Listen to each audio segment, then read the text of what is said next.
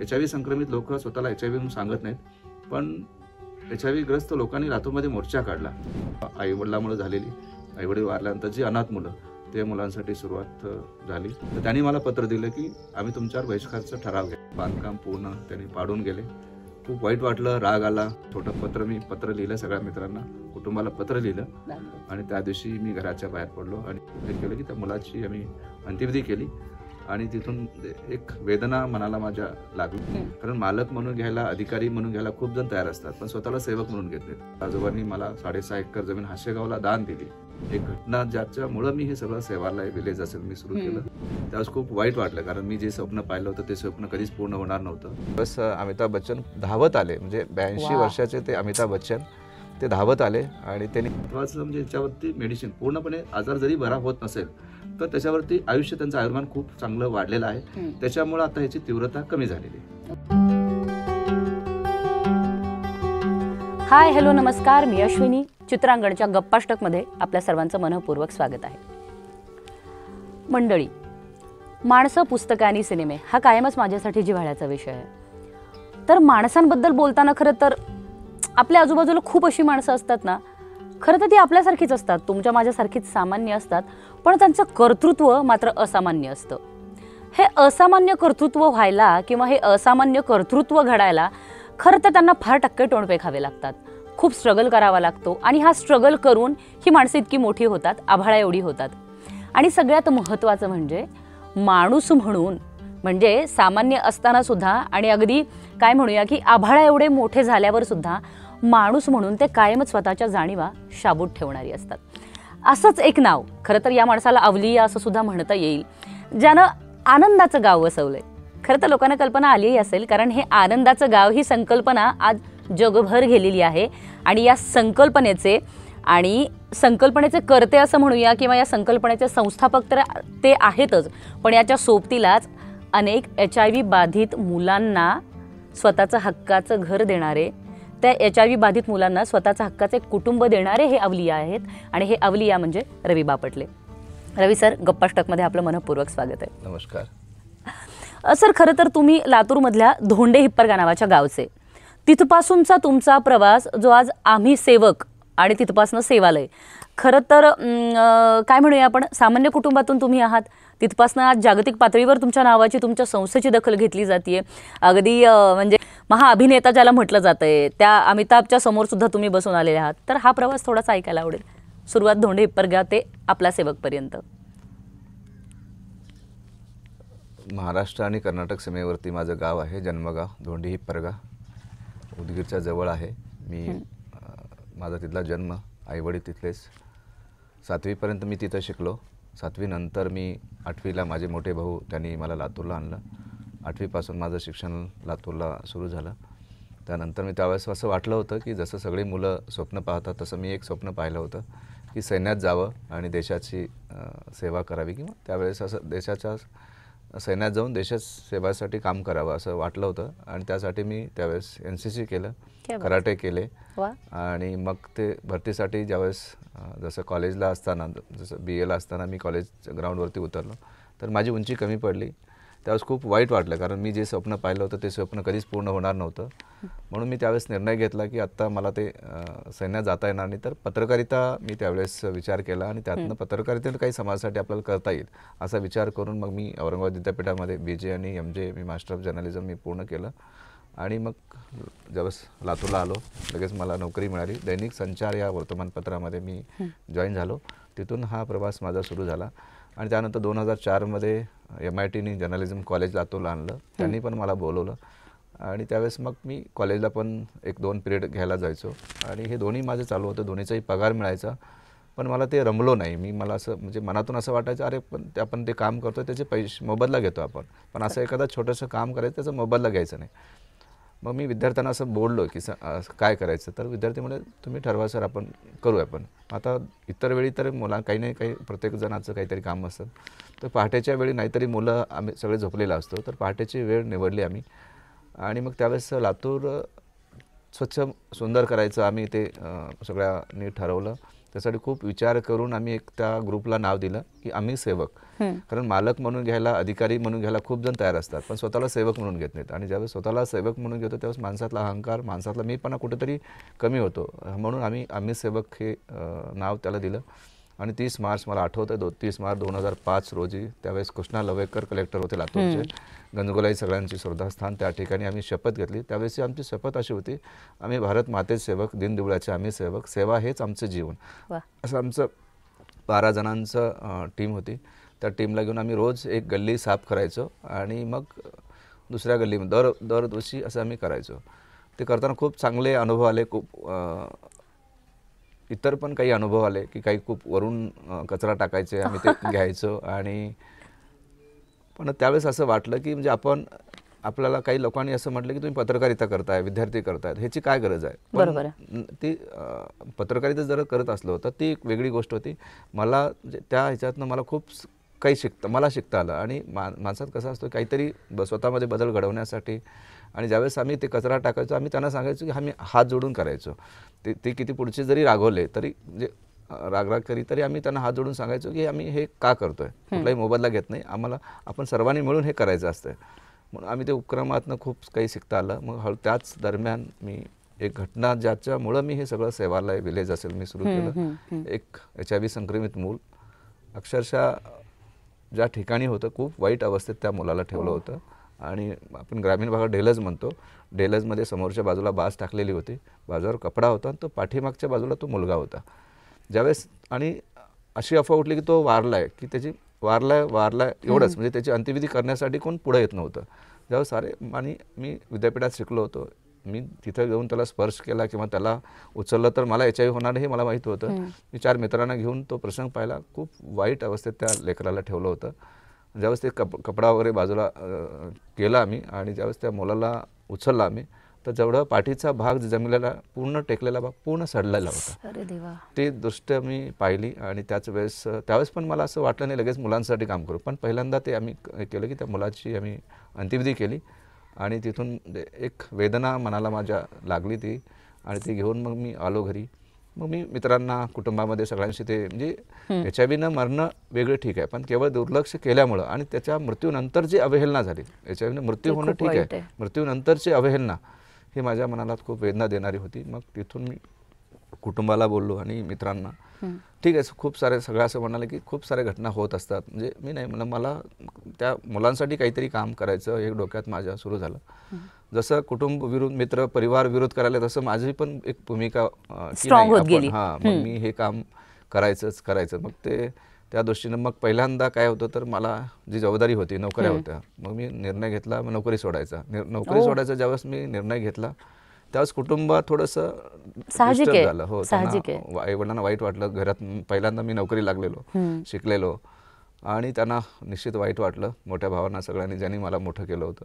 पण मी 7 वर्ष नोकरी केली होती. 7 वर्षाचे जे काही मला जे पैसे आले होते मी कुटुंबात देत होतो. आणि मी त्यावेळेस निर्णय घेतला की मग मी नोकरी सोडायचा. आणि नोकरी सोडल्यानंतर पुन्हा एक जशी जागा मला हवी होती, मला लातूरला मातोश्री समोर जागा मिळत होती, पण ती जागा अपुरी होती, लहान होती. मग मित्र शांतेश्वर मुक्ता नावाचा, त्याच्या आजोबांनी मला 6.5 एकर जमीन हाशेगावला दान दिली. क्या बात है. म्हणजे आज फुटवर जागा कोण कोणाला देत नाही, तर 6.5 एकर जमीन त्यांनी दान दिली. क्या बात है. आणि मग या माळरानावरती हाशेगावला आलो, यायचा निर्णय घेतला. त्यावेळेस मग मी रितसर घरात सांगितलं की रक्ताचे नाते तुटत नाहीत, पण तुमचा माझ्यावरचा तुमचा अधिकार आजपासून संपलेला आहे. असं कौटुंबिक एक छोटं मी पत्र लिहिलं, सगळ्या मित्रांना, कुटुंबाला पत्र लिहिलं.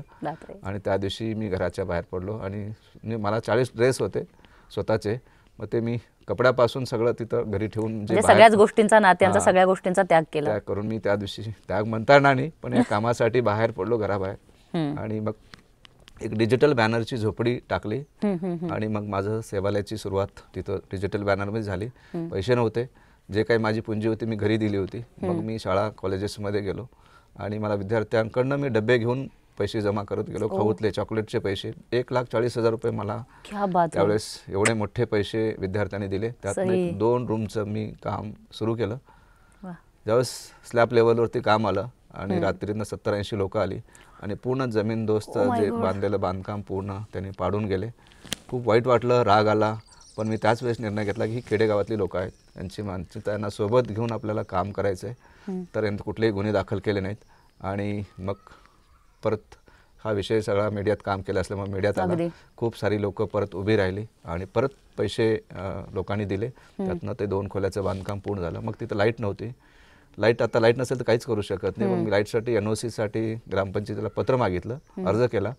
तर त्यांनी मला पत्र दिलं की आम्ही तुमच्यावर बहिष्काराचा ठराव घेतला आहे, लिखित बहिष्कार टाकले तुमच्यावरती, आम्ही तुम्हाला NOC देणार नाही. मग माझ्या पुढं प्रश्न निर्माण झाला की जर लाईट जर नाही आली तर आपण काहीच करू शकणार. त्यावेळेस हे कलेक्टर, मी त्यांच्याकडं गेलो, त्यांना सांगितलं असं मला काम करायचं. त्यांनी MSCBला सांगितलं आणि मला नंतर 6 महिन्यानंतर लाईट मिळाली.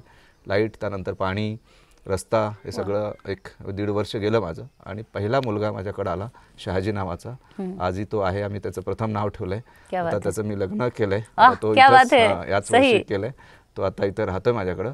पण तिथून मग मुलं येत गेली. मग सुरुवातीला असं म्हणजे HIV जे कुटुंब आईवडिलामुळे झालेली, आईवडील वारल्यानंतर जी अनाथ मुलं, ते मुलांसाठी सुरुवात झाली. हळूहळू मुलं येत गेली.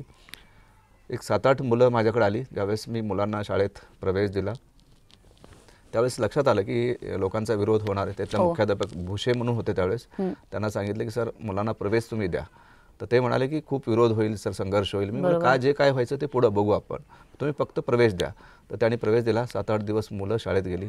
त्या गावातल्या लोकांना लक्षात आलं की इथली मुलं येत आहेत. तर त्यांनी ठरवलं, मुलांना विरोध तर केलाच, ग्रामसभा घेतली, त्यांनी विरोध करायचं ठरवलं, पण स्वतःची मुलं त्यांनी काढून घेतली शाळेतनं. असं खूप. आणि त्यावेळेला हे प्रकरण बऱ्याच वर्तमानपत्रात आणि टीव्हीवर गाजलं. खरं तर गाजलं म्हणण्यापेक्षाही त्या प्रकरणाचे म्हणजे पडसाद खूप उठले खूप. आणि जे राजकारणी लोक होते, ते प्रत्येक अधिकारी लोक होते, ते स्वतःच्या सोयीने स्वतःचं मत व्यक्त करत गेले. मग ते माझ्या दृष्टीनं त्यांना असं वाटायचं की तुम्ही संस्था घ्यायला पाहिजे, तुम्हाला एखादा ग्रांटेड शाळा मी देऊ. त्यावेळेस त्यांना असं वाटतं की यांना म्हणजे त्यांच्या फायद्याची गोष्ट माझ्या करत होते. पण मी म्हटलं की नाही, कारण या मुलांना मी सेवालय बंद करेन, पण मी वेगळी शाळा नाही घेणार. कारण या मुलांना जर समाजाच्या आपण दूर केलं तर आपण आज विचार करतो की समाजात मुलं गेली पाहिजे, समाजात शिकली पाहिजे, समाजात वावरलं पाहिजे, समाजाने ऍक्सेप्ट करायला पाहिजे हे म्हणतो आपण. पण मुळात जर शाळा जर वेगळ्या झाल्या तर माझ्या शाळेत दुसरं कोणीच येणार नाही, फक्त HIV संक्रमितांची शाळा असं नाव येईल. आणि जर बाहेर जर पुन्हा त्यांना जर कॉलेजची गरज पडेल, कॉलेज देणार का तुम्ही? मग असं देऊ शकणार नाही. आणि संसर्गजन्य आजार अजिबात नाही आहे. मग मी त्यांना सांगितलं मी सेवालय बंद करेन, पण वेगळी शाळा घेणार नाही. पण नंतर खूप 1 महिना 1.5 महिना प्रकरण चाललं प्रत्येकजण. आणि त्यावेळेस मला खरंच HIV संक्रमित लोक स्वतःला HIV म्हणून सांगत नाहीत, पण HIV ग्रस्त लोकांनी लातूरमध्ये मोर्चा काढला कलेक्टर ऑफिसवरती. मोर्चा काढून त्यांना तिथं त्यावेळेस परत कलेक्टरने पण त्यांना मध्ये परमिशन दिली नाही. तर त्यावेळेस त्यांनी खूप सारा हा सगळा कॉन्ट्रोवर्सी त्यावेळेस होत गेली. पण शेवटी मुलांना मी म्हणलं की मला गावातली मुलं पण शिकणं तेवढंच महत्त्वाचं. माझी मुलं शिकतायत तर ती पण माझीच मुलं आहेत, त्यांनी पण शिकलं पाहिजे. मी येऊन गावात सांगितलं की जर आमच्या मुलं जर गावातल्या मुलांना HIV झाला तर तुम्ही मला फाशी द्या गावामध्ये. हे ज्यावेळेस सांगितलं. आणि परत इथल्या पालकमंत्री त्यावेळेस आता मोठे व्यक्ती आहेत, त्यांचं नाव घेणार नाही, पण त्यांनी परत नंतर त्यांचं मत बदललं. त्यांनी सांगितलं की मुलांना शाळेत तुम्ही पाठवा. मग ते मुलं शाळेत येत गेली आणि तिथून मग शाळेचा हा प्रवास इथे संपला आणि मग सेवालयाच्या हळू कामाला सुरुवात झाली. पण मला अजूनही एक शंका म्हणूया किंवा एक क्युरिओसिटी म्हणूया आपण, कारण आजही HIV ग्रस्त लोकांकडे बघायचा लोकांचा दृष्टिकोन खूप वेगळा आहे. जिथे पालकच स्वतःच्या मुलांना स्वीकारत नाहीत, पालकच मुलांना बाहेर टाकतात. आणि त्या केसमध्ये खरं तर डोंट यू थिंक की ही रिस्क होती त्या काळामध्ये तुम्ही या मुलांसाठी काम करणं? खरं तर जीवावर उदार होण्याचाच प्रकार होता. म्हणजे आज आपण सांगतोय की खरं तर संसर्गजन्य आजार नाही, पण या मुलांसोबत राहायचंय, तुम्ही त्यांच्या दिनचर्येचा एक भाग असणार आहात, किंवा हे सगळं असताना तुम्हाला कुठे ही भीती जाणवली नाही का की आपण खरंच जीवावर उदार होऊन या सगळ्या गोष्टी करतोय? नाही, मी तो जो माझ्या आयुष्यात जो प्रसंग पाहिला होता त्याच्यासाठी मी ज्यावेळेस हे सगळं म्हणजे घरचे कुटुंब नाकारलं, म्हणजे कॉलेज जे माझं नोकरी सोडल्या मी, आणि मला एवढं माहित होतं की यांच्यासोबत राहिल्यानं HIV होणार नाही हे मला माहित होतं. आणि पर यांचा कुठलाही दोष नाही, म्हणजे हे पालकामुळे HIV झालेली मुलं, यांचा कुठलाही दोष नसताना याबद्दल मला काम करायचं मी ठरवलं होतं. आणि त्याच्यामुळे आणि ह्यांचे पालक आहेत, यांचे पालक वारल्यानंतर ही सगळी मुलं माझ्याकडे येत आहेत. त्याच्यामुळे यांचे पालक नाही आहेत, ही सगळे अनाथ मुलं प्लस HIV मुलं, अशीच मुलं आपण इथं घेतो. आणि बालकल्याण समिती असते, त्या समितीच्या आदेशाने आपल्याकडे ही मुलं सगळी राहतात आपल्याकडे. अच्छा अच्छा. सर खरं तर काय अडचणी आल्या या मुलांशी कोपअप करताना म्हणा किंवा मुळातच या बाबतीत थोडीशी जनजागृती करताना म्हणूया आपण, तर एक्झॅक्टली काय अडचणी आल्या? सगळ्यात पहिले तर लोकांचा दृष्टिकोन असेल बघायचा. लोकांचा दृष्टिकोन आजही आहे तसा, पूर्णपणे आज पण बदललेला नाही. गैरसमज याच्याबद्दल खूप सारे गैरसमज आहेत आणि मी मुळात ग्रामीण भागात काम करत असल्यामुळे थोडं जास्त अधिकच होतं. पण आम्ही शाळा कॉलेजेसमध्ये फिरलो आणि तरुणापर्यंत गेलो. मुळात तरुणांचा आजार आहे, तरुणापर्यंत गेलो आणि तरुणांना HIV बद्दल बोलायचो आणि ते जेवढी अवेअरनेस आम्हाला जेवढं त्या माध्यमातून करता येईल तेवढी केली. आणि ज्यावेळेस प्रत्यक्ष मी त्यांच्यासोबत 5-10 वर्ष राहिल्यानंतर मी सांगायचो की मी 10 वर्ष त्यांच्यासोबत राहिलोय. झाला असता तर पहिल्यांदा HIV मला झाला असता, मी आज तुमच्यासोबत जाहीर सांगतो असं म्हणायचो. आणि शेवटी लैंगिकता हा विषय आहे. लैंगिकता ही चारित्र्याशी जोडली जाते. चारित्र्याला आपल्या संस्कृतीमध्ये महत्त्व आहे. त्याबद्दल नकारात्मकता खूप आहे, त्याबद्दल बोललं जात नाही. पण आज बऱ्यापैकी याच्यामध्ये HIV अवेअरनेस झालेला आहे आणि मुळात जो ग्रोथ होता HIVचा तो पूर्वी जो होता आता राहिलेला नाही. HIV कमी झालेला आहे आणि सगळ्यात महत्त्वाचं म्हणजे याच्यावरती मेडिसिन, पूर्णपणे आजार जरी बरा होत नसेल तर त्याच्यावरती आयुष्य, त्यांचं आयुर्मान खूप चांगलं वाढलेलं आहे. त्याच्यामुळे आता ह्याची तीव्रता कमी झालेली आहे. ओके. सर मगाशी आत्ता तुम्ही सांगितलं की अगदी 60-70 लोकांनी येऊन तुमच्यावरती हल्ला केला. मध्ये मला वाटतं रात्रीच्या 11च्या दरम्यान काहीतरी तुमच्यावर वैयक्तिक तुमच्यावर हल्ला झाला.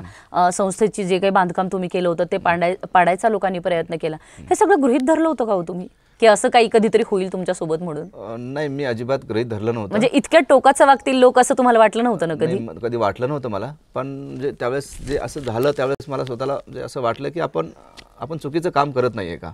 कारण ज्या मोठ्या संख्येने ज्यावेळेस असं होत गेलं मग पण गैरसमज एक निश्चित होता आणि ग्रामीण भागातली लोक होते. आणि मला दुसरी गोष्ट होती की ही लोक माझ्यासोबत संघर्ष करत होते. संघर्ष करण्यासाठी परत शक्ती मिळवावी लागते.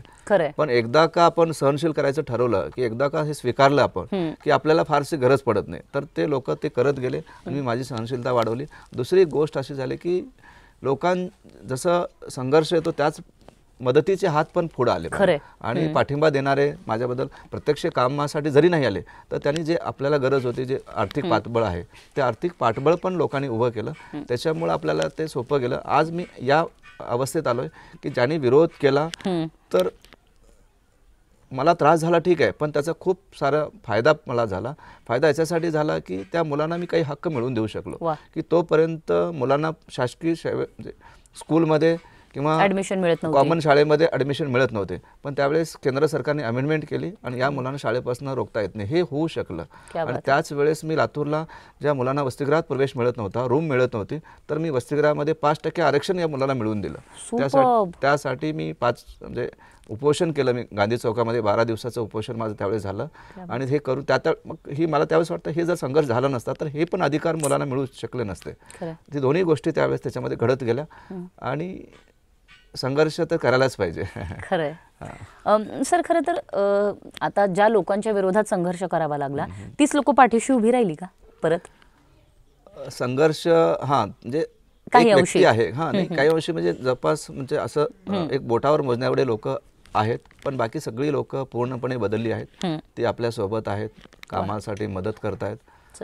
आणि त्याच्यामुळे काही लोक आहेत आता त्यांच्या म्हणजे झोपलेली लोक आहेत, म्हणजे सोंग घेतलेली लोक आहेत. तेच आहे खरं. त्याच्यामुळे ते झोपलेल्याला उठवताय तर सोंग घेतलेल्यांचं काय करणार? त्याच्यासाठी त्या लोकांचं आहेत ते त्यांनी सोबत त्यांनाही घेऊन मला पुढे जायचंय. बदलतील किंवा माहित नाही त्यांचं काय उद्देश आहे, माहित नाही. सर खरं तर आता या संस्थेमध्ये तुम्ही या मुलांच्या शिक्षणासाठी काही अडचणी येतात का? कारण इथे मला वाटतं जिल्हा परिषदची जी शाळा आहे हासेगावची, त्या शाळेमध्ये या मुलांचं प्राथमिक शिक्षण होतं. तर एकूणच आता बऱ्यापैकी ती सर्वसमावेशकता आली आहे का? या मुलांना त्यांनी एक्सेप्ट केलंय का? आणि मग आता काही अडचणी येत नाहीत का? नाही, अजिबात नाही. जेव्हा 2007लाच हे प्रकरण होतं त्यानंतर मुलं शाळेत जायला लागले. 7वी पर्यंत इथे शिकतात. 7वी नंतरची मुलं 10वी पर्यंत इथं संस्था आहे. जे विरोध करतात त्यांची संस्था आहे, त्याच संस्थेमध्ये मी त्या मुलांना तिथं शिकवतो आणि त्यानंतर मग लातूरला पाठवतो. वेगवेगळ्या कॉलेजेसमध्ये आहेत. आणि एवढंच नाही तर इंजिनियर झालेत मुलं, नर्सिंग पूर्ण केले, ह्याच्यामध्ये व्यावसायिक अभ्यासक्रम करून आता मुलं काही नोकरी करतायत. त्याच्या अभ्यासामध्ये मुलं आपले कुठंच कमी नाहीत. मी एवढं म्हणेन की म्हणजे बाकी तुलना नाही करणार किंवा पण माझी मुलं इतर मुलापेक्षा ऍक्टिव्ह आहेत. कारण वेगवेगळ्या त्यांना ते व्यासपीठ मिळालेलं आहे, त्याच्यामुळे खूप सारे मुलं ऍक्टिव्ह आहेत. सर हे आनंदाचं गाव म्हणजे हॅपी इंडियन व्हिलेज ही एक्झॅक्टली काय थॉट आहे हा एक्झॅक्टली? हा थॉट मला याच्याबद्दल मी कुठलीही कल्पना किंवा कुठलाही विचार केला नव्हता. समजा ज्यावेळेस मी काम करायला सुरू केलं, सगळ्या ठिकाणी लय असतं, विद्यालय आपल्या तिथं ज्ञान मिळतं. बरोबर आहे. अशा अर्थाने मी ज्यावेळेस हे काम करायचं, मला सेवा करायची होती. सेवालय म्हणजे मला तिथे सेवा करायची, त्याचं लय म्हणून ठिकाण म्हणून असं मी ते सेवालय नाव दिलं आणि मी ते सेवालयाचं काम सुरू केलं. पण ज्यावेळेस मुलं, त्यावेळेस तोपर्यंत मुलं 17-18 वर्षे मुलं जगतच नव्हती. पण उपचार चांगला आला, चांगली औषधं आली, त्या औषधांनी मुलांचं खूप आयुष्य वाढलं. इतकं वाढलं की 18 झाली. 18 झाल्यानंतर पुढेही मी कॉलेजला ज्यावेळेस मुलं पाठवायला लागलो, समितीचा आदेश 18 वर्षापर्यंत असतो आणि सरकारच्या भाषेमध्ये ती मुलं सज्ञान झाली आणि ते मुलांना कुठेही जाऊ द्या, कुठेही शिकू द्या. मी असा विचार केला की 18 वर्षापर्यंत ही मुलं माझ्याकडे आहेत. 18 एक दिवस जरी वाढला तर करणार काय मुलं? आणि मुलात HIV मुलं, यांना कुटुंब नाही, यांचे आईवडील नाही आहेत, ही मुलं जाणार कुठं? जर गेलीच तर त्यांच्या मनामध्ये एक न्यूनगंड आहे आणि ते जर बदल्याच्या भूमिकेत आले तर अनेकांचे आयुष्य उद्ध्वस्त करू शकतात. त्याचा पण विचार मला होता. मग मी शोध घेतला, महाराष्ट्रात, देशभरात कुठेतरी संस्था आहे का की HIV म्हणजे 18+ मुलं आहेत, ते त्यांना आपल्या एकत्र तिथे सोडता येईल. मी सगळीकडे शोधलं, एकही संस्था नव्हती. मग मी विचार केला की आता ही माझी मुलं मी एवढ्या प्रेमाने वाढवलेत, यांना पाठवू कुठं? तर त्याच्यासाठी म्हणून मी हा विचार केला आणि त्यांच्यासाठी मग तिथं न करता त्याच्यासाठी वेगळं कॅम्पस करायचं म्हणून मी इथं जागा घ्यायला सुरुवात केली. आणि त्या जागेतनं मग आम्ही विचार केला की HIV बद्दल खूप सारी आजही नकारात्मकता आहे. मग तो नकारात्मकता घालवण्यासाठी मला आनंदी गाव करायचंच होतं. हॅपी विलेज माझ्या डोक्यात होतं, कारण हास्य गावाच्या बाजूला मी आहे. हास्यगावनी मला आयुष्यभर आत्तापर्यंत रडवलं, त्या बाजूला मला हॅपी विलेज करायचं होतं.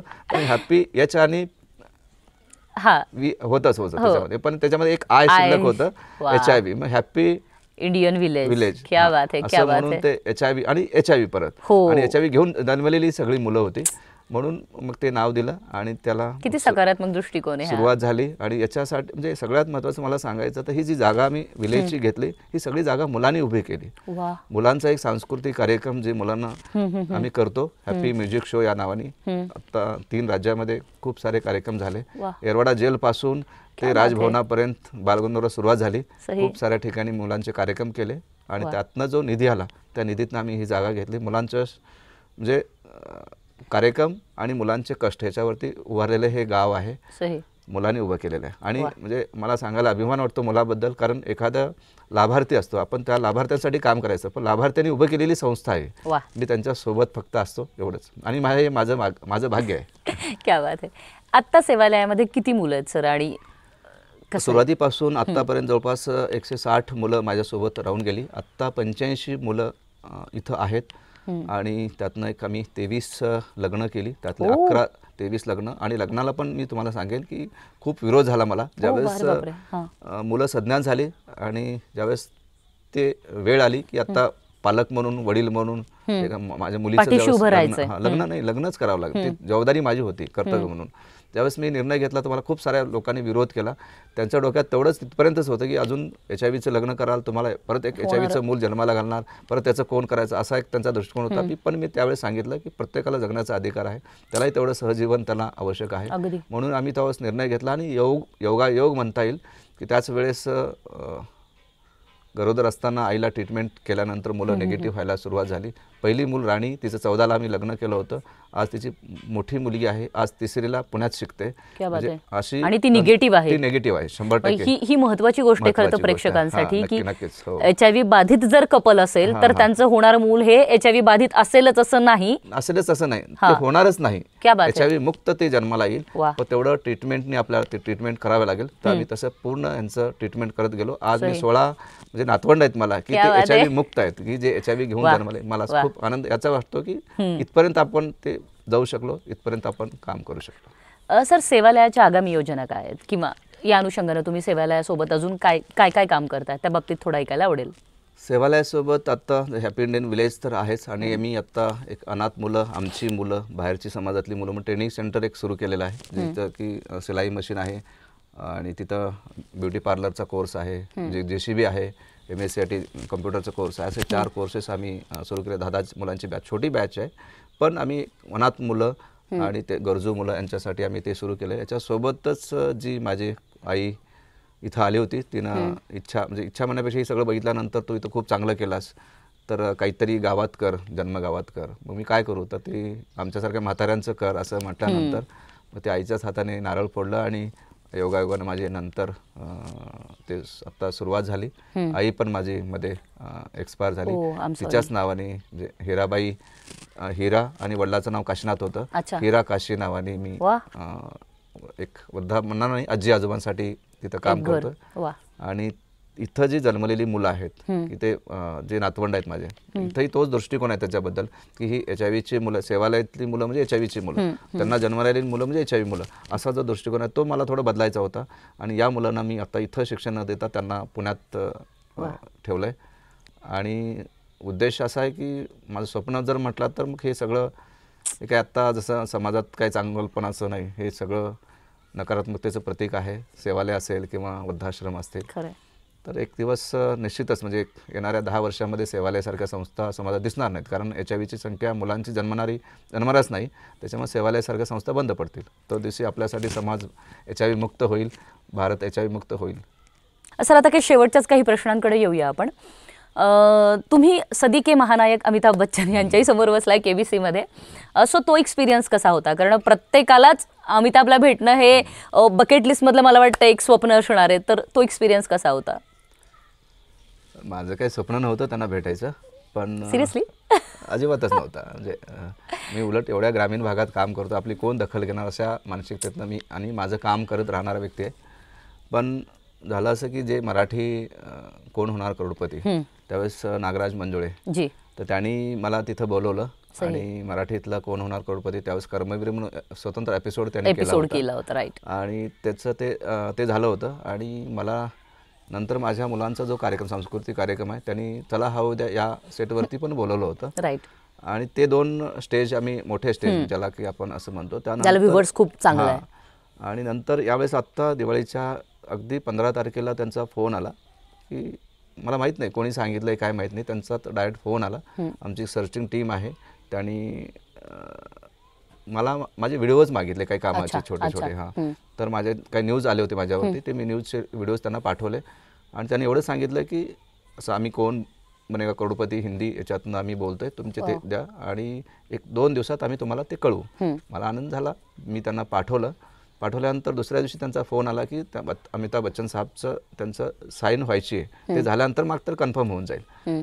मग मी ते म्हणजे पाठवल्यानंतर त्यांचं ते लगेच दुसऱ्या दिवशी फोन आला की तुमचं होणार आहे आणि तुम्हाला आम्ही बोलू. आणि मला असं वाटलं नाही की म्हणजे एवढा लवकर होईल, कारण 15ला फोन आला आणि त्यांनी लगेच लातूरवरनं एक टीम पाठवली. तर त्यांनी शूटिंग वगैरे सगळं केलं. पण आणि लगेच 2ऱ्या-3ऱ्या दिवशी निरोप पाठवला की तुम्हाला 20 तारखेला शूटिंगला यायचं आहे, एकदम 5व्या दिवशीच. मग आम्ही 18 तारखेला कार्यक्रम होता, मी 19 तारखेला तो कार्यक्रम करून मी मुंबईत गेलो आणि तिथंच हे सगळं बघितलं निश्चित. आणि ज्यावेळेस अमिताभ बच्चन धावत आले, म्हणजे 82 वर्षाचे ते अमिताभ बच्चन ते धावत आले आणि त्यांनी ते आणि मला त्यांनी तिथं सांगितलं होतं की तुम्ही हॉटस्पॉटवर नाही बसणार, तुम्हाला गेस्ट म्हणून आम्ही बोलवू. बरोबर आहे. आणि तुम्ही फक्त बाजूला म्हणजे अमिताभ त्यांचं ते चालू असेल आणि तुम्हाला ते बाजूला बसवलं जाईल. आणि एकदम सन्मानाने मला तिथं बसवलं. आणि माझ्यासोबत मी 12 जणांना माझ्यासोबत जे काम करणार, मी त्यांना डॉक्टर आहेत माझ्यासोबत काम करणारे, ते सगळं 12 जणांना मी तिथं घेऊन गेलो होतो. मग त्यांनी ज्यावेळेस आले आणि मला तिथं मोठेपणा वाटला, बिग बी म्हणजे जे महानायक आहेत त्यांचा मोठेपणा वाटला की या कामाला खूप त्यांनी म्हणजे मुलांना आणि या विषयाला धरून जे त्यांचे शब्द, आता त्यांचा एक शब्द म्हणजे खूप महत्त्वाचा आणि ते व्यक्त करणं त्याचं ते खूप त्यांनी ते केलं. आणि आम्ही ते त्यांचं ते एका प्रश्नाला म्हणजे जे त्यांची स्पर्धा असायची, प्रश्न विचारायची, नाही जिंकलेली नाही, त्यांची जिंकलेली त्यांना मिळायची, पण ते योग्य उत्तर दिले की 1 लाख रुपये आम्हाला मिळायचे. अशा पद्धतीने केलं त्यांनी. आणि मग त्याच्यामध्ये एक सुरुवातीपासून जे एक होते तिथं त्यांचे एक 3 लाख रुपये आले. नंतर एक जण स्पर्धक आले, त्यांचे 9 प्रश्न आले. त्यानंतरच आणखी एक लेडीज आली आणि त्यांचे असे 15 लाख रुपये त्यांनी आम्हाला तिथपर्यंत ठरवले असतील की आपल्याला यांना 15 लाख रुपये मदत करायची.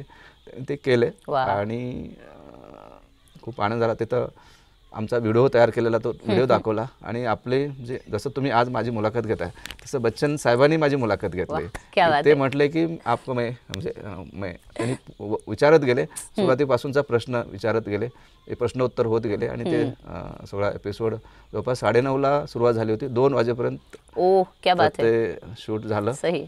आणि आम्ही आमच्या इथनं जे आता इथं पिकवतोय म्हणजे पपई आणि ड्रॅगन फ्रूट होते आमचे त्यावेळेस, जी. आम्ही ते त्यांना दिलं, तिथं सेटवरती दिलं, सही, खूप सही, खुश झाले. त्याच्या पुढं जाऊन खरं अमिताभ बच्चन काय, तर ते आम्ही दोन आलो इथं, 2 दिवसानंतर फोन आला. वाह. ते खूप इम्प्रेस झालेत या कामावरती, तर तुम्हाला मदत करायची. वाह. आता मला मदत करणं म्हणजे मी त्यांना सांगितलं की म्हणजे तुमचं अकाउंट आहे, अकाउंट ऑनलाईन आहे. मी म्हटलं आहे माझं अकाउंट. तर एक तासाभरात त्यांनी 11 लाख रुपये अमिताभ बच्चनच्या अकाउंटमधून मला त्यांनी क्या बात. पाठवले. क्या बात, क्या आणि नंतर त्यांचा म्हणजे त्यांचा पॅन कार्ड पाठवला की त्याच्यावर मला रिसिप्ट करायची होती, माझ्या सहीची पावती त्यांना आता तिथं जाणार आहे. सही सही सही. हां.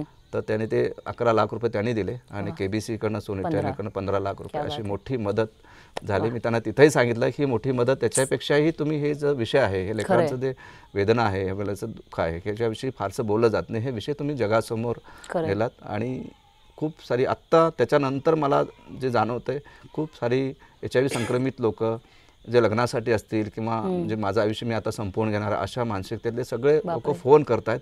तर त्यांना मी ठीक आहे, आयुष्यात दुर्घटना असेल किंवा एखादी चूक असेल म्हणून आयुष्य संपवून घेऊ नका. आयुष्य एकदाच मिळणार आहे, सुंदर आयुष्य आहे, ते आपल्या सर्वांना जगायचं आहे. तर तुम्ही साथ या, आपण मिळून जगू, पुढं जाऊ. HIV ठीक आहे, पूर्वी होता तसं, आत्ता घाबरण्यासारखं नाही, उपचार आहे.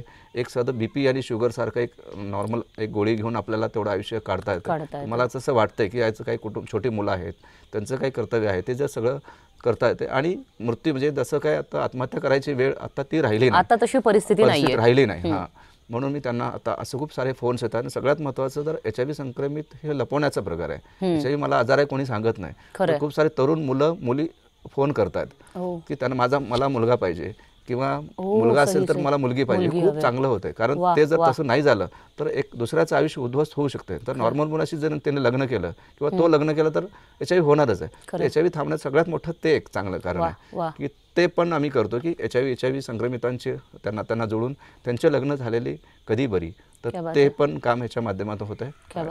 म्हणजे मदत तर मदत झाली आणि खरं तर खूप एक वेगळा मार्ग सुद्धा लोकांना आता हे होतोय.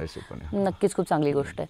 सर, शेवटचा प्रश्न असेल हा, तुमचे हे जे कपडे आहेत, हा जो ड्रेस कोड आहे, तर यामागे काही स्पेसिफिक थॉट आहे का हो? कारण अशी अर्धी हाफ पॅन्ट व्हाईट कपडे आणि डोक्याला व्हाईट पांढरच तुम्ही बांधलंय, तर त्यामागचा थॉट काय? मला खूप सारे ड्रेस होते, मी प्रेसमध्ये काम करायचो. हो. आणि मी जीन पॅन्ट आणि सिल्कचे कपडे घालायचो. 40 ड्रेस माझ्याकडे होते. पण ज्यावेळेस इथं आलो हासेगावला, त्यावेळेस इथं बगर लाईटचं मी 6 महिने राहिलो डिजिटल बॅनरच्या झोपडीमध्ये. तर मी कपडे कुठं ठेवणार आणि कपडे धुणार कुठं, प्रेस कुठं करणार, आणि कपड्याचं त्यावेळेस कुठलंही मोल वाटलं नाही मला. आणि त्यावेळेस पांढरे गमजा घालून मी इथं काम करायचो. जसं ज्यावेळेस बाहेर पडलो मी, म्हणजे तेच लुंगी आणि पांढरा कपडा अंगावरती टाकून बाहेर पडलो, तर मला एक वृद्ध माणूस पाया पडला माझ्या. आणि ज्यावेळेस त्याला मी म्हटलं, अरे मी काय म्हणजे नाही तुम्ही महाराज आहेत. मग मला ते पांढरं लुंगी आणि पांढऱ्या कपड्याचं त्यावेळेस मला खूप वाईट वाटलं आणि मी ठरवलं की अरे मी महाराजच्या दिशेने माझी प्रवास माझा तो नको आहे. मी त्या दिवशी ठरवलं. मग मी वर्ध्याला गांधी आश्रमात गेलो आणि त्या ठिकाणी हे खादी कपडे मी तिथे घेतले. आणि हे कामाचे कपडे आहेत, म्हणजे काम आपल्याला करायचं आहे. आणि मला डोक्याला कानाचा त्रास आहे, कायमस्वरूपी मी बांधून असतो, त्याचं संरक्षण होतं आणि आपल्याला ओळखतात लोक, ओळखतात. आणि सगळ्यात महत्त्वाचं की मी भगवं घालून महाराज म्हणून समाजात राहणं ठीक आहे. अनेक महाराजांचे खूप सारे कारण उघड झालेले आहेत. त्यांच्यावर पडणारी दृष्टी वेगळी आणि आपल्यावर, मी त्या समाजात राहतो आणि त्या सगळ्यांसोबत राहून आपल्याला आयुष्य तसं जगणं हे पण मोठं कठीण आहे. जेव्हा जगताना लक्षात येत आहे महाराज होऊन ती मी ठीक आहे म्हणून, उलट चांगलं आहे ते कुठेतरी जाणं काहीतरी महाराज. पण असे कपडे घालून इथं राहण्यात ते त्याच्यापेक्षा ते आपली दृष्टी जी पडणारी त्या दृष्टीला कुठेतरी थोडंसं, तर त्यासाठी मी हे कपडे घातलं आणि छान वाटतंय. आणि आपला लोक ओळखतात, एकदा बघितल्यानंतर विसरत नाहीत. त्याच्यामुळं मग आता आज ही माझी ओळख झालेली आहे आणि ही चांगलीच आहे. आणि नाही म्हटलं तरी गांधींनी तर एक पंचा नेसलाच होता, त्यामुळं हरकत नाही, गांधीच्या पावलावर पाऊल टाकते असं म्हणूया आपण. गांधी एवढे म्हणजे, पण नाही, आपण सगळ्यांनीच खरं तर गांधींच्या पावलांवर पाऊल टाकायला हवंय. पण काय होतं, आपल्याकडे खरं तर मजबूती का नाम महात्मा गांधी असं म्हणायच्या ऐवजी मजबुरी का नाम महात्मा गांधी असं म्हटलंय लोकांनी. आणि दुर्दैव आहे आपलं हे. खरं तर मजबूती का नाम ही महात्मा गांधी हे.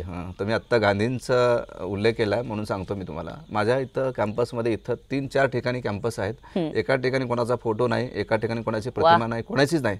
मला खूप सारे वेगवेगळ्या विचाराचे लोक इथं आले आणि खूप जण आपले विचार मला लादण्याचा प्रयत्न केला, पण मी त्यांना कोणालाही काही लागू दिलं नाही. पण माझ्या मनात आहे की गांधीजी जे आता तुम्ही त्यांचा याच ठिकाणी मी एक पुतळा बसवणार आहे. त्याच्यासाठी मला सगळं डोक्यात होतं माझ्या. तर ही जागा पण त्यांची फिक्स केलेली आहे मी. पण ते आता या ठिकाणी फक्त गांधीजी सोबत आहेत, त्यांना सोबत घेऊन काम करायचं आपल्याला आयुष्यभर. गांधी हे तो मुमकिन है. खरं. सो खरं तर खूप छान गप्पा झाल्या. फार मला माहिती आहे आज खरं तर जागतिक एड्स दिवस सुद्धा आहे आणि त्या अनुषंगाने खरं तर तुमच्याशी गप्पा मारायला येऊयात असं ठरलं आणि खूप आयत्या वेळी आलो, आयत्या वेळी सगळं ठरतंय. थोडक्यात गप्पा झाल्या, पण पुन्हा कधीतरी निवांत गप्पा मारायला येऊ. आणि मला असं वाटतंय की सेवालय यांचं आहे इथे. आपण सगळ्याच समाजाचा भाग आहोत आणि सेवालय सुद्धा आपल्याच समाजाचा एक भाग आहे. या निमित्तानं का होईना, जर तुम्ही माणूस म्हणून तुमच्या जाणीवा शाबूत असतील तर यांच्या बँक डिटेल्स आणि यांच्या सगळ्या डिटेल्स आम्ही आमच्या स्क्रीनवरती इकडे खालती तुम्हाला शेअर करू. फुल ना फुलाची पाकळी तुम्हा सगळ्यांना जे काही जमेल तशी मदत आपण सेवालयाला पाठवूया.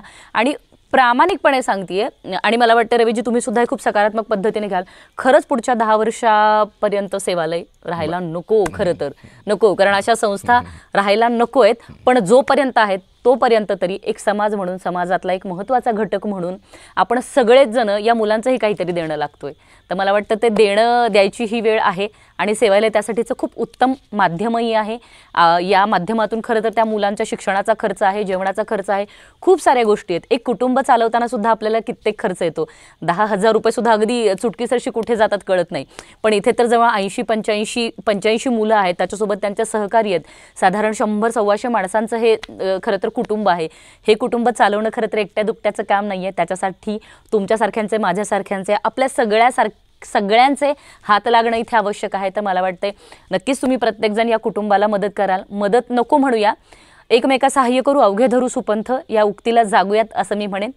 आणि आता ब्रेक घेऊया आणि नक्कीच रवी सरांसोबत पुन्हा एकदा खूप साऱ्या गप्पा मारायला निवांत भेटूया. Till then stay connected with Chitrangan. Thank you so much. Thank you Ravi sir. Lot of thank you.